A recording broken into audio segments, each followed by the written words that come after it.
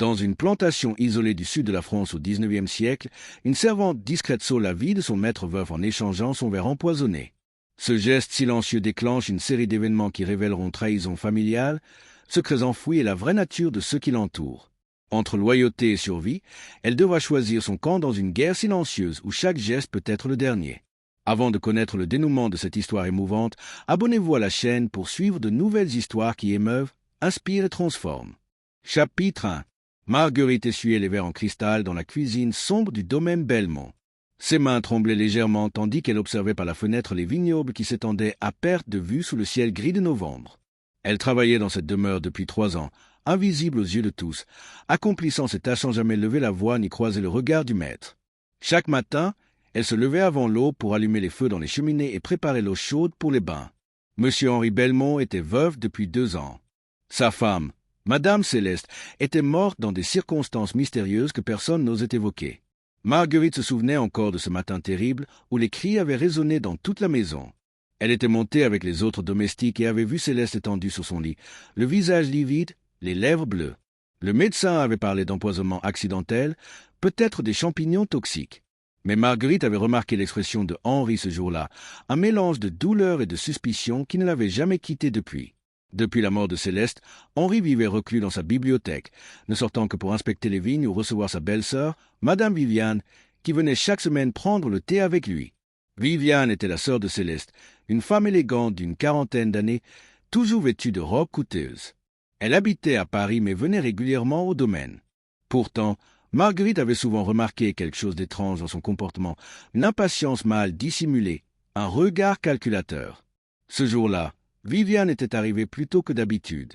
Marguerite l'avait entendu parler à voix basse avec le majordome, M. Gaspard, dans le vestibule. Leur chuchotement l'avait intriguée, mais elle savait qu'une servante ne devait jamais écouter aux portes. Elle avait continué à préparer le plateau du thé comme chaque après-midi, disposant avec soin les tasses de porcelaine fine. Quand Marguerite entra dans le salon avec le plateau d'argent, elle remarqua immédiatement l'atmosphère tendue. Viviane était assise très droite dans le fauteuil de velours bordeaux, ses yeux noirs fixés sur Henri qui feuilletait un journal près de la fenêtre. La belle-sœur portait une robe de soie verte qui accentuait la pâleur de son visage. Ses doigts gantés tambourinaient nerveusement sur l'accoudoir. Posé le plateau sur la table basse, Marguerite ordonna Viviane sans la regarder. Marguerite obéit en silence. Elle versa le thé dans les 2 tasses de porcelaine, l'une pour Henri et l'autre pour Viviane. Mais au moment de tendre la tasse à son maître, elle hésita. Quelque chose dans le regard de Viviane la mit mal à l'aise. C'était un éclat particulier, un mélange de satisfaction et d'attente qui ne lui était pas familier. Les yeux de Viviane suivaient chaque mouvement avec une intensité presque palpable. Henri posa son journal et tendit la main vers la tasse. Marguerite sentit son cœur battre plus fort. Une voix intérieure lui criait de ne pas laisser Henri boire ce thé. Sans réfléchir, elle trébucha volontairement, renversant le thé brûlant sur le tapis perçant. Les 2 tasses se brisèrent en 1000 morceaux. « Pardonnez-moi, monsieur. Je suis tellement maladroite » s'écria Marguerite en tombant à genoux pour ramasser les débris. Henri soupira avec lassitude. « Ce n'est rien, Marguerite. Apportez-nous de nouvelles tasses. » Viviane se leva brusquement, les joues empourprées. « Cette servante est incompétente. Vous devriez la renvoyer. Henri. Elle travaille ici depuis des années sans incident. Un accident peut arriver à n'importe qui. Viviane, » répondit Henri calmement. Marguerite ramassa rapidement les morceaux de porcelaine et se précipita vers la cuisine. Ses mains tremblaient encore plus qu'avant. Elle ne savait pas pourquoi elle avait agi ainsi, mais son instinct lui avait crié de ne pas laisser Henri boire ce thé. Quelque chose n'allait pas. Dans la cuisine, elle prépara un nouveau plateau. Cette fois, elle fit attention à prendre le thé d'une boîte différente, celle que Henri préférait et qui était gardée dans un placard verrouillé dont seul le majordome possédait la clé. Quand elle retourna au salon avec le nouveau plateau, Viviane était partie. Henri était seul, debout près de la cheminée, regardant les flammes avec une expression mélancolique. Marguerite posa le plateau sur la table et versa le thé dans une nouvelle tasse. « Vous pouvez disposer, Marguerite, » dit Henri sans se retourner. Marguerite fit une révérence et sortit. Mais elle ne put s'empêcher de jeter un dernier regard vers son maître. Il semblait si seul, si vulnérable dans cette grande pièce remplie de souvenirs. Elle se demanda s'il avait remarqué son geste délibéré, s'il avait compris qu'elle avait fait plus que simplement renverser du thé par accident. Cette nuit-là, Marguerite ne put dormir. Elle partageait une petite chambre sous les combles avec 2 autres servantes, Marie et Louise, qui ronflaient paisiblement. Mais Marguerite restait éveillée, fixant le plafond, se demandant si elle avait eu raison d'agir ainsi, et surtout, se demandant ce que contenait réellement ce premier thé qu'elle avait renversé. Le lendemain matin, Marguerite descendit à la cuisine avant l'aube pour commencer ses tâches. Elle trouva Gaspard déjà debout, préparant le petit déjeuner de M. Belmont. Le majordome avait un visage fermé et des cernes sous les yeux. « Gaspard, puis-je vous poser une question ?» demanda timidement Marguerite. Le majordome la regarda avec méfiance. « Que voulez-vous savoir ?»« Hier, quand Madame Viviane est venue, elle semblait différente, plus nerveuse. » Gaspard détourna le regard. « Ce ne sont pas vos affaires, Marguerite. Contentez-vous de faire votre travail. » Mais Marguerite insista. « Gaspard, s'il vous plaît, j'ai besoin de savoir. Madame Céleste, comment est-elle morte exactement ?» Le majordome pâlit. Ses mains tremblèrent légèrement alors qu'il posait la théière sur le plateau. Il regarda autour de lui pour s'assurer qu'ils étaient seuls, puis murmura. « On a dit qu'elle s'était empoisonnée. » Mais M. Belmont n'y a jamais cru. Il pense qu'elle a été assassinée. Le sang de Marguerite se glaça dans ses veines. « Assassinée? Par qui ?» Gaspard secoua la tête. « Je ne peux pas en dire plus. Mais faites attention, Marguerite. Cette maison renferme des secrets dangereux, et ceux qui en savent trop finissent par disparaître. » Chapitre 2. Les jours suivants, Marguerite observa attentivement tout ce qui se passait dans la demeure Belmont. Elle remarqua que Viviane venait plus souvent qu'avant, toujours avec des cadeaux pour Henri, des bouteilles de vin rare, des pâtisseries de la ville, des livres anciens. Chaque fois, elle insistait pour que Henri goûte immédiatement à ce qu'elle apportait, comme si elle attendait quelque chose de précis. « Henri, vous devez absolument goûter ce vin tout de suite, » disait-elle d'une voix mielleuse. « Il ne sera jamais meilleur qu'à température ambiante. » Henri, de son côté, semblait de plus en plus fatigué. Ses traits s'étaient creusés et il toussait fréquemment. Le médecin du village, Dr Rousseau, venait le visiter 2 fois par semaine. Marguerite entendait leur conversation depuis le couloir où elle époussetait les meubles. « Votre état s'aggrave, Henri » disait le docteur d'une voix inquiète.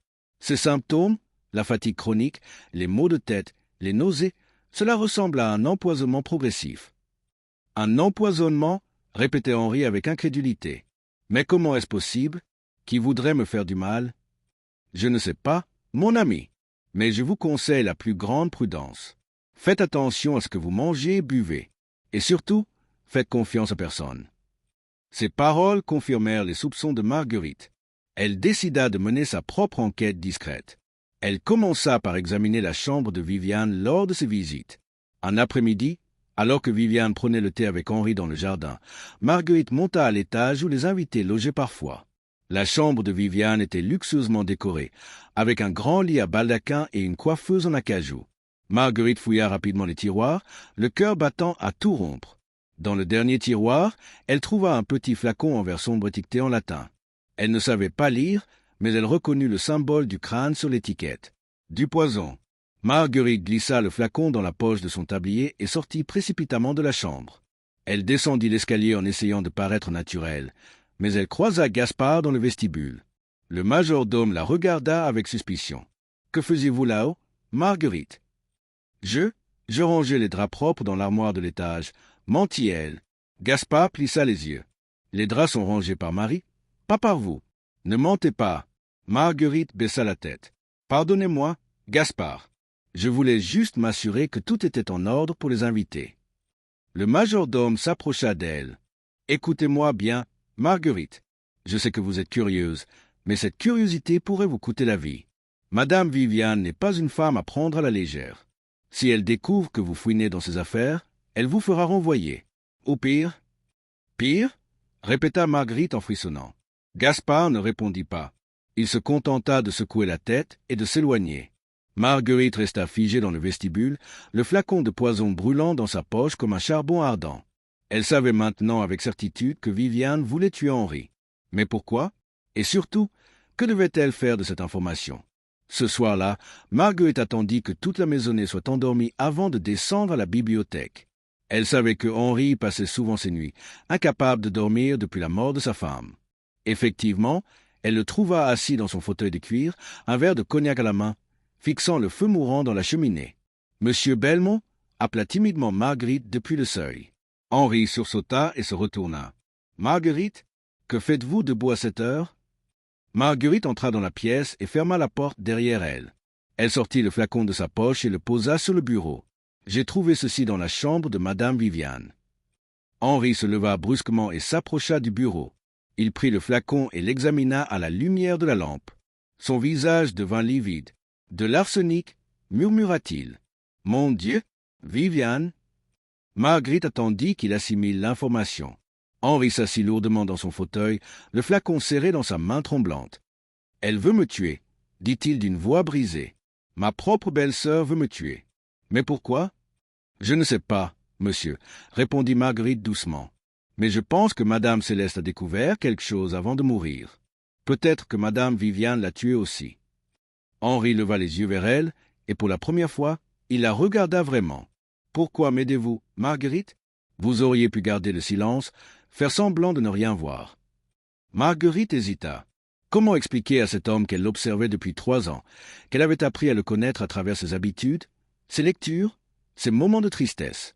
Comment lui dire qu'elle avait vu sa bonté dans la façon dont il traitait les domestiques, sa générosité envers les pauvres du village, sa solitude immense après la mort de Céleste? « Parce que vous ne méritez pas de mourir, monsieur, » dit-elle simplement, « et parce que Madame Céleste mérite que la vérité soit révélée. » Henri hocha lentement la tête. « Merci, Marguerite, vous m'avez sauvé la vie. Je ne l'oublierai jamais. » Mais leur conversation fut interrompue par un bruit dans le couloir. Marguerite se figea. « Quelqu'un vient, » chuchota-t-elle. Henri cacha rapidement le flacon dans un tiroir du bureau. « Retournez à votre chambre, vite. » Marguerite sortit de la bibliothèque par une porte dérobée qui menait aux escaliers de service. Son cœur battait si fort qu'elle avait l'impression qu'il allait exploser. Elle venait de franchir une ligne dangereuse et il n'y avait plus de retour possible. Chapitre 3. Le lendemain matin, l'atmosphère dans la demeure était étrangement tendue. Viviane était arrivée très tôt, avant même le petit déjeuner, et elle avait immédiatement demandé à voir Henri dans son bureau. Marguerite, qui préparait le plateau du déjeuner dans la cuisine, entendait leur voix étouffée à travers les murs épais. « Où est-il » criait Viviane d'une voix aiguë. « Je sais que vous l'avez pris. »« Je ne sais pas de quoi vous parlez. »« Viviane, » répondait Henri calmement. « Le flacon. Le petit flacon en verre qui était dans ma chambre. Quelqu'un l'a volé. » Marguerite serra les poings. Viviane avait découvert la disparition du poison. Elle devait être très prudente maintenant, car la belle-sœur allait sûrement chercher le coupable parmi les domestiques. Elle continua à préparer le plateau, essayant de garder ses mains stables. Gaspard entra dans la cuisine, le visage grave. « Madame Viviane veut parler à tous les domestiques dans le salon. » Immédiatement. Les 5 domestiques de la maison se rassemblèrent dans le grand salon. Marguerite, Marie, Louise, Gaspard et Thomas, le jardinier. Viviane les attendait, debout près de la fenêtre, les bras croisés. Son visage était déformé par la colère. Henri était assis dans un fauteuil, l'air fatigué et résigné. « L'un d'entre vous a volé quelque chose qui m'appartient, » commença Viviane d'une voix glaciale. « Un objet de grande valeur personnelle. Je veux qu'il me soit rendu immédiatement, sans quoi j'appelle la gendarmerie et vous serez tous fouillés et interrogés. » Les domestiques se regardèrent avec inquiétude. Marie, la plus jeune, commença à pleurer doucement. « Madame, je n'ai rien pris, je le jure. » « Silence » aboya Viviane. « Vous allez tous monter dans vos chambres pendant que je les fouille. Gaspard, accompagnez-les et assurez-vous que personne ne sorte. » Marguerite sentit la panique monter en elle. Si Viviane fouillait les chambres, elle ne trouverait rien puisque le flacon était maintenant en possession de Henri. Mais Viviane pourrait devenir encore plus dangereuse si elle se sentait acculée. Marguerite devait agir vite. « Madame, » dit soudain Marguerite en s'avançant d'un pas, « je pense savoir qui a pris votre objet. » Tous les regards se tournèrent vers elle. Henri la fixa avec une expression d'avertissement, mais Marguerite l'ignora. Elle savait ce qu'elle faisait. « Vraiment ?» dit Viviane en s'approchant d'elle. « Et qui serait-ce ?»« C'était moi, madame, » mentit Marguerite. « J'ai vu le flacon dans votre chambre et je l'ai pris par curiosité. Je ne savais pas que c'était important. Je l'ai jeté dans le puits du jardin parce que j'ai eu peur d'être punie. » Viviane devint blanche comme un linge. « Dans le puits ? Tu l'as jeté dans le puits ? » ?»« Oui, madame. Je suis terriblement désolé. » Henri se leva brusquement. « Viviane, je pense que nous devrions en discuter en privé. Marguerite, retournez à vos tâches. Les autres aussi. » Mais Viviane n'écoutait plus. Elle se précipita vers la porte, traversa le vestibule et sortit dans le jardin. Henri la suivit, et Marguerite, après une hésitation, décida de les observer depuis la fenêtre de la cuisine. Viviane courait vers le puits situé près des écuries. Elle se pencha au-dessus du rebord de pierre et regarda dans les profondeurs sombres. Henri arriva derrière elle, essoufflé. « Viviane, arrêtez cette comédie, dit-il d'une voix ferme. Je sais ce que contenait ce flacon. De l'arsenic, le même poison qui a tué Céleste. » Viviane se retourna lentement. Son visage avait perdu toute expression. « Tu ne peux rien prouver. »« Oh, mais si, j'ai le flacon. Et j'ai également retrouvé les lettres que Céleste m'avait cachées avant sa mort. Des lettres où elle exprimait ses soupçons à ton égard. Elle savait que tu voulais hériter du domaine. Elle savait que tu m'empoisonnais lentement pour ensuite épouser mon frère et devenir la maîtresse de Belmont. » Viviane ricana amèrement. « Ton frère? Pierre est mort il y a 5 ans. Henri, tu as perdu la raison. »« Non, Viviane, c'est toi qui as perdu la raison. Pierre n'est pas mort. Il vit en Italie sous un faux nom. Céleste l'avait découvert avant de mourir. Tu l'as empoisonné pour qu'elle ne révèle pas ton secret. Et maintenant, tu veux me tuer aussi pour hériter seul du domaine. » Viviane recula d'un pas, son visage se décomposant progressivement. « Comment as-tu découvert tout cela? »« Grâce à Marguerite. Elle m'a sauvé la vie en échangeant mon verre de thé. Et elle a trouvé le poison dans ta chambre. Mais le plus important, c'est qu'elle m'a donné le courage de chercher la vérité sur la mort de Céleste. » Viviane porta une main à sa gorge. Elle semblait soudain beaucoup plus vieille, fatiguée, défaite. Je ne voulais pas en arriver là. Mais Céleste allait tout révéler. Elle allait ruiner mes plans. J'avais besoin de cet argent. Henri, j'avais des dettes terribles. Pierre m'avait promis de m'épouser après ta mort, mais il m'a abandonné. J'étais seul, désespéré. Cela ne justifie pas le meurtre, Viviane. À ce moment-là, 2 gendarmes apparurent au coin de la maison. Henri les avait fait venir discrètement pendant la nuit. Viviane comprit qu'elle était piégée. Elle regarda le puits, puis les gendarmes, puis Henri. Une expression de folie passa dans ses yeux. « Tu ne me prendras pas vivante, » murmura-t-elle. Avant que quiconque puisse réagir, elle grimpa sur le rebord du puits. Henri cria et se précipita vers elle, mais il était trop tard. Viviane se jeta dans le vide, son cri résonnant dans les profondeurs avant de s'éteindre brutalement. Chapitre 4. Les semaines qui suivirent la mort tragique de Viviane furent marquées par une succession d'événements qui transformèrent complètement la vie au domaine Belmont et dans tout le village environnant. Les gendarmes menèrent une enquête approfondie et minutieuse qui confirma toutes les accusations portées par Henri contre sa belle-sœur. Le corps de Viviane fut retrouvé au fond du puits, brisé par la chute mortelle, et l'autopsie révéla des détails troublants que personne n'aurait pu imaginer. Point le médecin légiste de la ville, un homme méticuleux nommé Dr Arnaud, découvrit en examinant le corps que Viviane consommait elle-même de petites doses d'arsenic depuis des années, probablement pour développer une immunité partielle au poison. Cette pratique, bien que rare, était connue dans certains milieux criminels. Cela signifiait que Viviane avait planifié ses crimes avec une préméditation glaciale, se préparant méthodiquement à empoisonner ses victimes tout en se protégeant elle-même d'une exposition accidentelle. Cette découverte glaça le sang de tous ceux qui l'apprirent. L'enquête révéla également d'autres éléments accablants. Dans la chambre que Viviane occupait au domaine, les gendarmes trouvèrent un journal intime caché dans un double fond de sa malle de voyage. Les pages de ce journal, écrites d'une main élégante mais révélant une âme torturée, détaillaient ses plans avec une précision horrifiante. Elle y décrivait comment elle avait progressivement empoisonné Céleste pendant des mois, ajoutant de petites doses d'arsenic dans son thé, ses tisanes du soir et même dans les crèmes qu'elle lui offrait pour son visage. 15 mars 1847, lisez une entrée du journal. Céleste devient de plus en plus faible. Elle ne soupçonne rien. Elle me remercie même pour mes attentions et mes cadeaux. Si elle savait que chaque cadeau la rapproche un peu plus de la tombe. Mais elle se doute de quelque chose concernant Pierre. Je l'ai entendu en parler à Henri hier soir. Je dois accélérer le processus. Une autre entrée, datée du jour de la mort de Céleste, était particulièrement glaçante. C'est fait. Céleste est morte ce matin. Henri est effondré. Parfait. Dans quelques mois, quand son deuil sera un peu apaisé, je commencerai avec lui. Il doit mourir lentement, comme elle, pour que personne ne fasse le lien. Et ensuite, tout le domaine sera à moi. Le journal révélait également la vérité sur Pierre, le frère cadet de Henri. Pierre n'était pas mort comme tout le monde le croyait. Il vivait effectivement en Italie sous le nom de Pietro Rossini, après avoir fui la France pour échapper à des dettes de jeu considérables. Viviane et lui avaient entretenu une liaison secrète pendant des années, et Pierre lui avait promis de l'épouser une fois qu'Henri serait mort et que Viviane aurait hérité du domaine Belmont. Mais Pierre, homme faible et lâche, avait finalement abandonné Viviane quand il avait réalisé l'ampleur de ce qu'elle était prête à faire pour obtenir la fortune des Belmont. « Pierre m'a trahi », écrivait Viviane dans une entrée plus récente. « Après tout ce que j'ai fait, tous les risques que j'ai pris, il m'abandonne. Il dit qu'il ne peut pas vivre avec le poids de ses crimes sur sa conscience. Quel hypocrite! C'est lui qui m'a mise sur cette voie. C'est lui qui m'a parlé de l'héritage, qui m'a fait miroiter une vie de richesse et de confort.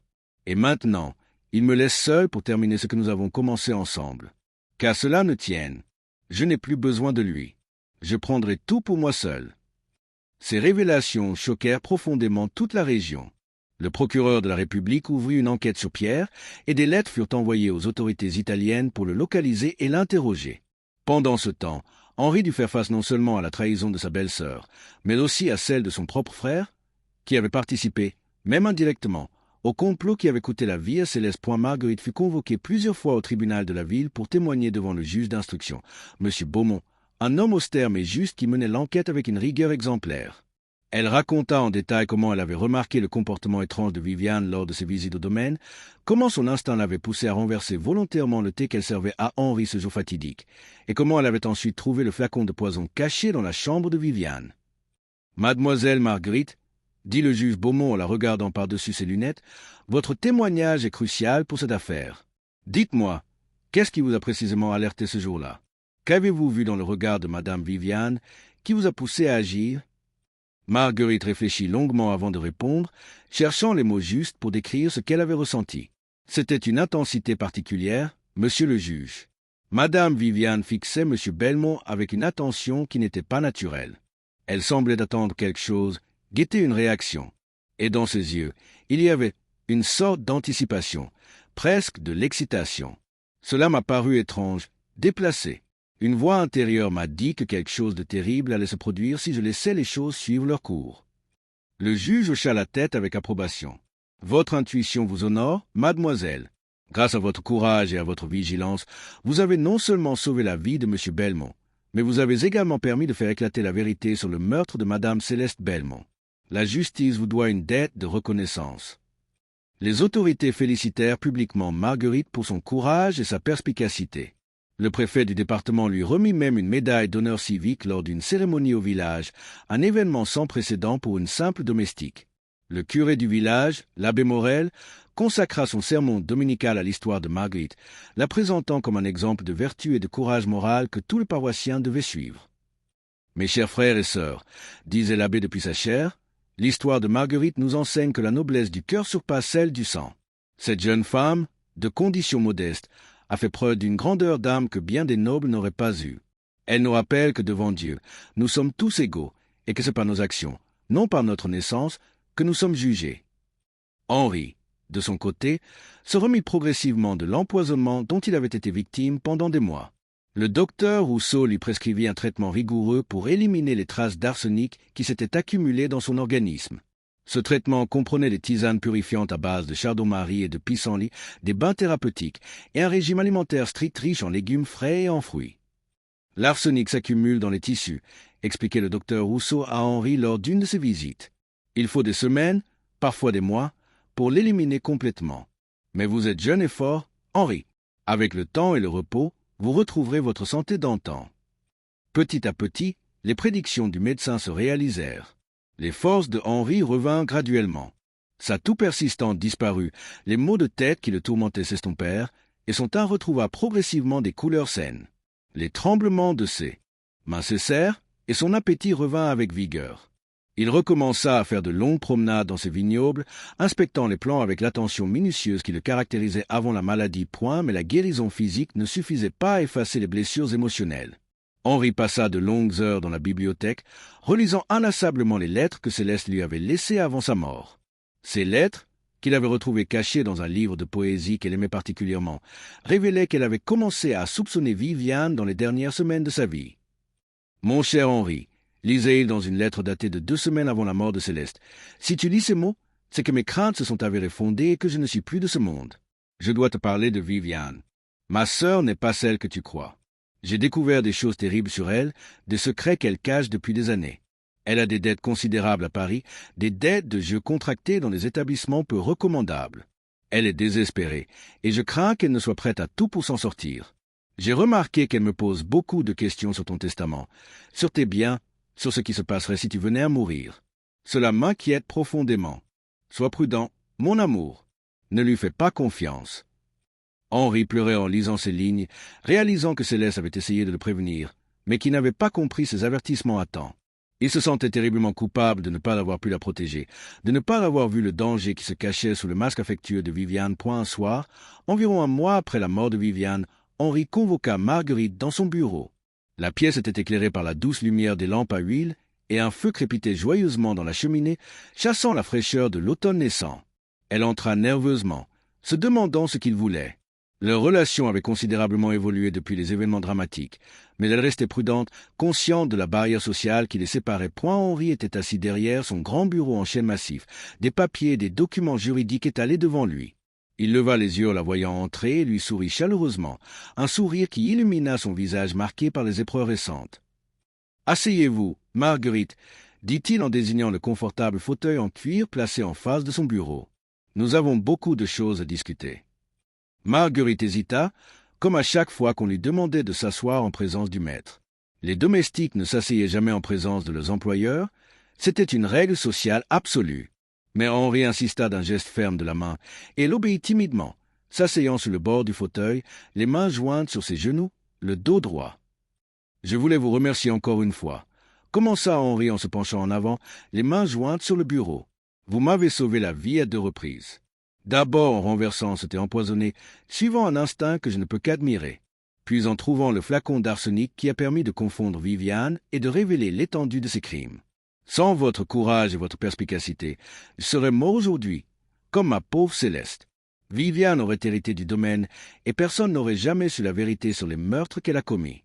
« Je n'ai fait que mon devoir, monsieur, » répondit Marguerite d'une voix douce en baissant les yeux avec modestie. « N'importe qui à ma place aurait fait la même chose. » « Non, Marguerite, » dit fermement Henri en secouant la tête. « Non, tout le monde n'aurait pas agi comme vous l'avez fait. Beaucoup auraient détourné le regard, préférant ne pas se mêler des affaires des maîtres. D'autres auraient eu trop peur des conséquences pour agir. Vous avez fait preuve d'un courage et d'une intelligence tout à fait remarquables.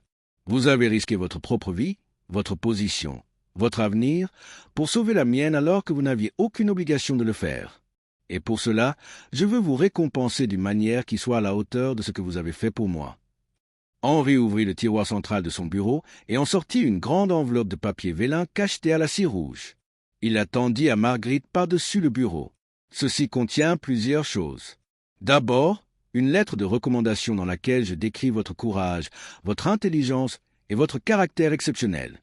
Avec cette lettre, vous pourrez trouver une position dans n'importe quelle maison noble de France. Ensuite, il y a une somme d'argent de 5 000 francs, une somme suffisante pour vous permettre de commencer une nouvelle vie où vous le souhaitez, d'ouvrir un commerce si vous le désirez, ou simplement de vivre confortablement pendant plusieurs années sans avoir à travailler. » Marguerite prit l'enveloppe avec des mains tremblantes, incapable de croire ce qu'elle entendait. 5 000 francs. C'était une fortune pour une servante qui gagnait à peine 100 francs par an. Elle ne savait pas quoi dire. Les mots se bousculaient dans sa tête sans parvenir à former des phrases cohérentes. Des larmes commencèrent à couler silencieusement sur ses joues. « Monsieur, c'est trop, je ne peux pas accepter une telle somme, » bégaya-t-elle, complètement bouleversée. « Si, vous le pouvez et vous le devez, » insista Henri avec un sourire bienveillant. « Vous êtes libre maintenant, Marguerite. Libre de partir, libre de construire votre propre vie loin de cette maison où tant de drames se sont déroulés. Vous n'avez plus besoin de travailler comme domestique si vous ne le voulez pas. Vous avez gagné votre liberté. » Il marqua une pause, puis continua d'une voix plus douce. « Mais j'aimerais vous faire une autre proposition, une proposition qui vient du fond de mon cœur. Si vous acceptez de rester au domaine Belmont, je vous nomme intendante de la maison. Vous superviserez tous les domestiques, vous gérerez les affaires quotidiennes de la demeure, vous tiendrez les comptes, vous organiserez les réceptions et les événements. Vous aurez votre propre chambre au premier étage, pas dans les combles avec les autres domestiques, mais une vraie chambre avec cheminée, meubles confortables et vue sur le jardin. Vous aurez un salaire généreux de 1 000 francs par an, soit 10 fois ce que vous gagnez actuellement. Et surtout, Vous aurez le respect et la considération que vous méritez. Qu'en dites-vous? Marguerite leva les yeux vers lui, ses joues encore humides de larmes, complètement stupéfaite par cette offre incroyable. Intendante? Mais monsieur, je ne suis qu'une simple servante. Je ne sais ni lire ni écrire correctement. Je connais à peine mes lettres. Comment pourrais-je gérer une telle responsabilité? Comment pourrais-je tenir des comptes, écrire des lettres aux fournisseurs, superviser le personnel? Vous apprendrez, dit Henri avec une conviction totale dans la voix. Je vous engagerai le meilleur précepteur du village, M. Dubois, qui vous enseignera la lecture, l'écriture, l'arithmétique, tout ce dont vous aurez besoin. Vous êtes intelligente, Marguerite, extrêmement intelligente. Vous avez déjà prouvé que vous êtes capable de bien plus que ce que votre position actuelle suggère. Vous avez résolu un mystère que même les gendarmes n'avaient pas élucidé. Vous avez su interpréter des signes subtils que personne d'autre n'avait remarqués. Avec de l'éducation et de la formation, il n'y a aucune limite à ce que vous pourrez accomplir. Marguerite réfléchit longuement, son esprit tournant et retournant les implications de cette offre extraordinaire. Une partie d'elle voulait accepter l'argent et partir loin de cette maison où tant de drames s'étaient déroulés, commencer une nouvelle vie dans une ville où personne ne la connaîtrait, peut-être ouvrir une petite boutique de couture comme elle en avait toujours rêvé. Mais une autre partie, plus profonde et plus forte, sentait qu'elle avait encore un rôle important à jouer ici, au domaine Belmont. Henri avait besoin d'elle. La maison avait besoin d'elle pour se relever de ces événements tragiques. Et elle-même avait besoin de prouver qu'elle pouvait s'élever au-dessus de sa condition modeste, qu'elle pouvait devenir quelqu'un de respecté et d'important. « J'accepte, monsieur, dit-elle finalement d'une voix ferme et claire. J'accepte votre proposition. Je resterai au domaine Belmont et je ferai de mon mieux pour honorer votre confiance. Je vous promets de travailler dur, d'apprendre tout ce qu'il faut savoir et de gérer cette maison avec toute la compétence dont je suis capable. » Le visage de Henri s'illumina d'un sourire radieux. « Merveilleux! Je savais que vous accepteriez. Nous commencerons votre formation dès demain matin. Monsieur Dubois viendra tous les après-midi pendant 2 heures pour vos leçons. Et Gaspard vous initiera aux tâches administratives de la maison. Mais ce soir, permettez-moi de vous offrir un verre de vin pour célébrer cette nouvelle étape de votre vie. » Il se leva, se dirigea vers une armoire vitrée où étaient conservées ses meilleures bouteilles et en sortit un Bordeaux exceptionnel, un Château Margaux de 1840. Il versa soigneusement 2 verres de ce vin précieux et en tendit un à Marguerite. Elle le prit avec hésitation, encore troublée et émue par cette situation totalement inhabituelle et surréaliste. Point Henri leva son verre vers elle, le cristal scintillant à la lumière des lampes. « À Marguerite, qui a sauvé ma vie et rendu justice à Céleste. Puisse votre avenir être aussi brillant que votre cœur est noble et généreux. » Ils trinquèrent, le son cristallin des verres résonnant doucement dans la bibliothèque silencieuse. Marguerite but une petite gorgée prudente. Le vin était extraordinaire, doux et complexe, avec des arômes de fruits noirs et d'épices qu'elle n'avait jamais goûtés auparavant. C'était un monde complètement différent du vin ordinaire et acide qui était servi aux domestiques lors des grandes fêtes. Elle se sentait étrangement émue par ce moment d'intimité avec son maître, par cette reconnaissance qu'elle n'avait jamais espérée et qui changeait complètement le cours de son existence. Pendant les semaines qui suivirent, Marguerite se lança corps et âme dans ses nouvelles fonctions avec une détermination farouche.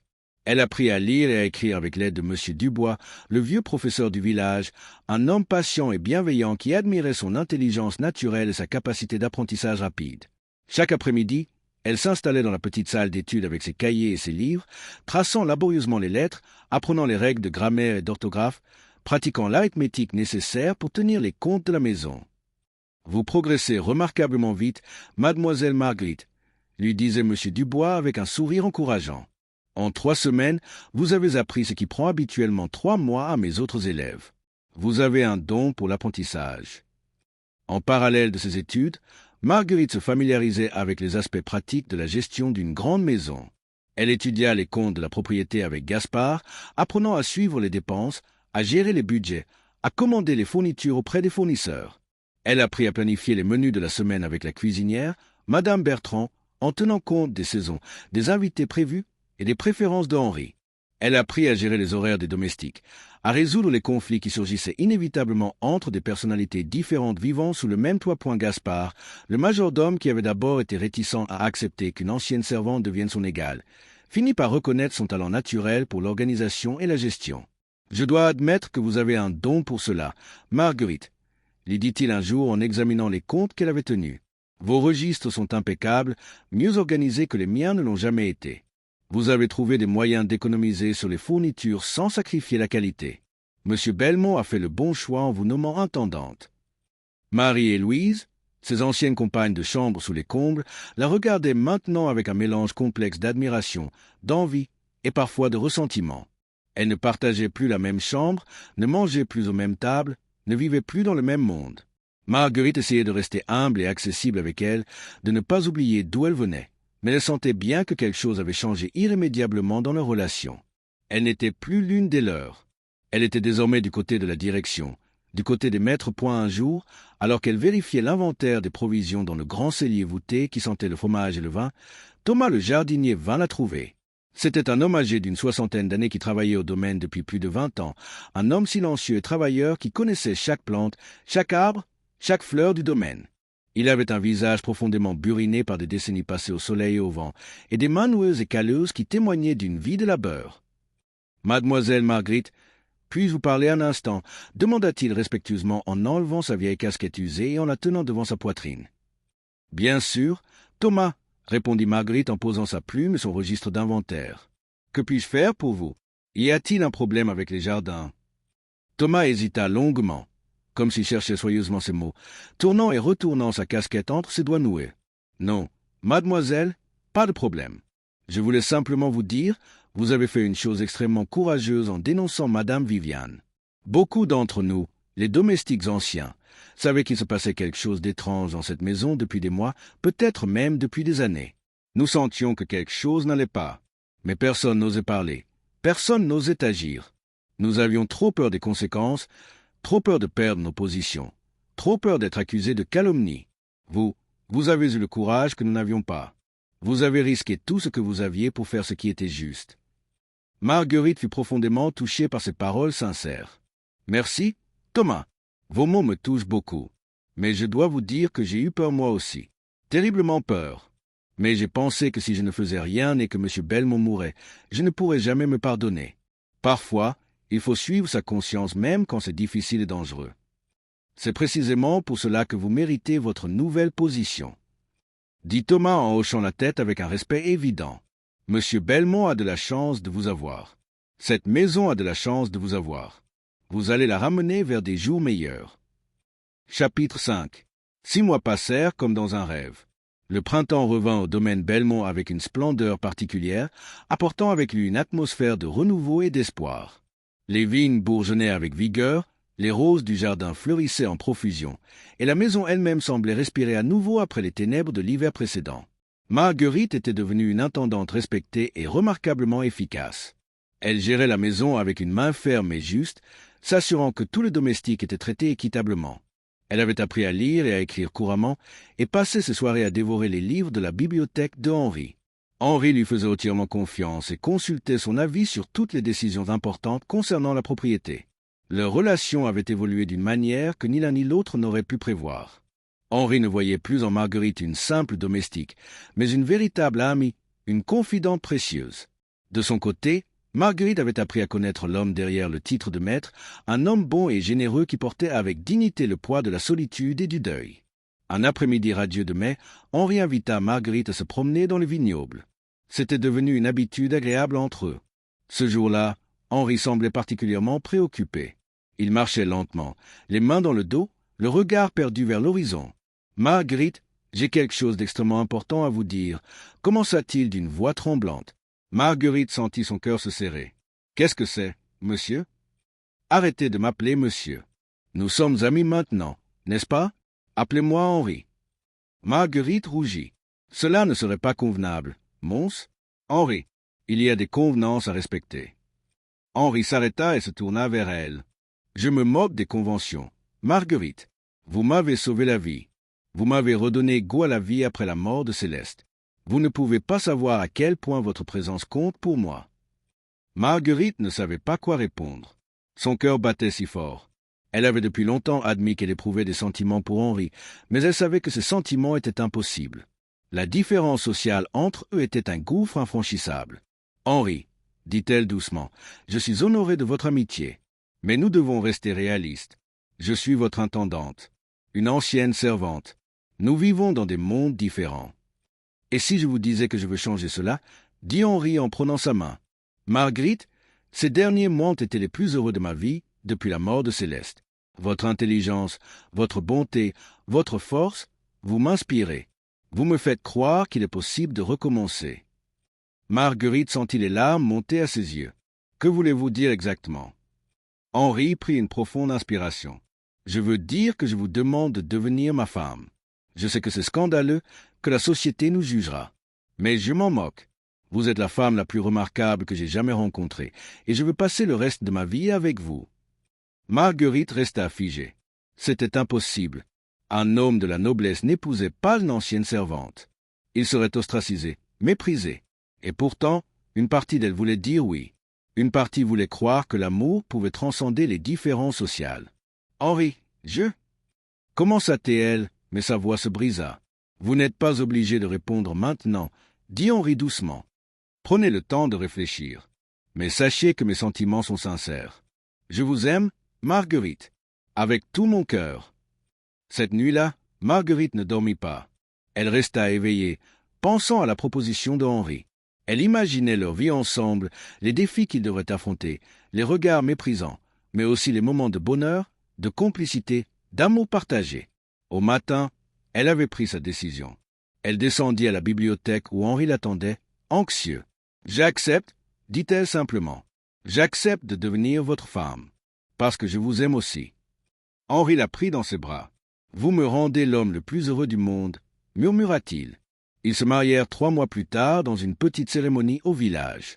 La nouvelle fit scandale dans la région. Les nobles tournèrent le dos à Henri, sa famille le répudia. Mais Henri et Marguerite s'en moquaient. Ils avaient trouvé l'amour véritable, celui qui naît de la confiance mutuelle, du respect et de l'admiration. Les années passèrent. Marguerite et Henri eurent 2 enfants qu'ils élevèrent avec amour et sagesse. Marguerite n'oublia jamais ses origines et s'assura que ses enfants comprennent la valeur du travail, de l'humilité et de la compassion. Le domaine Belmont prospéra sous la gestion conjointe. Henri s'occupait des vignes, tandis que Marguerite gérait la maison et les affaires commerciales. Ensemble, ils formaient une équipe imbattable. Les domestiques les respectaient et les admiraient. Marguerite traitait chacun avec dignité, se souvenant de ce que c'était que d'être à leur place. Elle institua des réformes progressistes, des jours de congés réguliers, des salaires justes, l'accès à l'éducation pour tous. Un jour, alors que Marguerite avait des cheveux gris, elle reçut la visite d'une jeune servante nommée Élodie qui venait chercher conseil. « Madame Belmont, » dit timidement Élodie, « comment avez-vous trouvé le courage de sauver votre maître ?» Marguerite sourit. « Je n'ai pas réfléchi au courage, ma chère. J'ai simplement suivi mon instinct et fait ce qui me semblait juste. Mais je vais te dire quelque chose d'important. Ne laisse jamais ta position sociale te définir. Tu es bien plus que ton travail.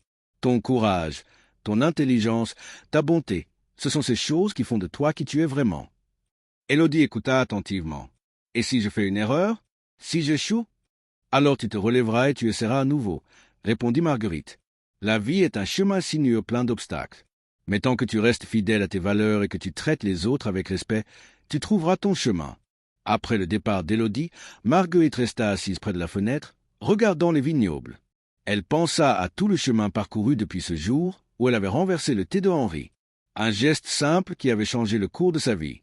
Henri entra et vint s'asseoir à côté d'elle. Il prit sa main dans la sienne. « À quoi penses-tu, mon amour ?»« Je pense à la vie, » répondit Marguerite. « À tous ces moments où un simple choix peut tout changer. Si je n'avais pas renversé ce thé, tu serais mort. Si tu ne m'avais pas fait confiance, Viviane n'aurait jamais été démasquée. Chaque décision compte, Henri. » Henri hocha la tête. « Tu as raison, et je remercie le ciel chaque jour pour ta décision. Tu m'as non seulement sauvé la vie, mais tu m'as aussi montré ce qu'était le vrai courage, la vraie noblesse. Pas celle du sang, mais celle du cœur. » Ils restèrent assis en silence, main dans la main, regardant le soleil se coucher sur les vignes de Belmont. Leur histoire était extraordinaire, mais c'était avant tout une histoire d'amour, de courage et de justice. Une histoire qui prouverait aux générations futures que la dignité humaine ne connaît pas de frontières sociales et que parfois, un simple geste de bonté peut changer le cours d'une vie entière. Et ainsi se termine une autre histoire d'époque passée. Abonnez-vous à la chaîne et suivez de nouvelles histoires qui émeuvent, inspirent et transforment.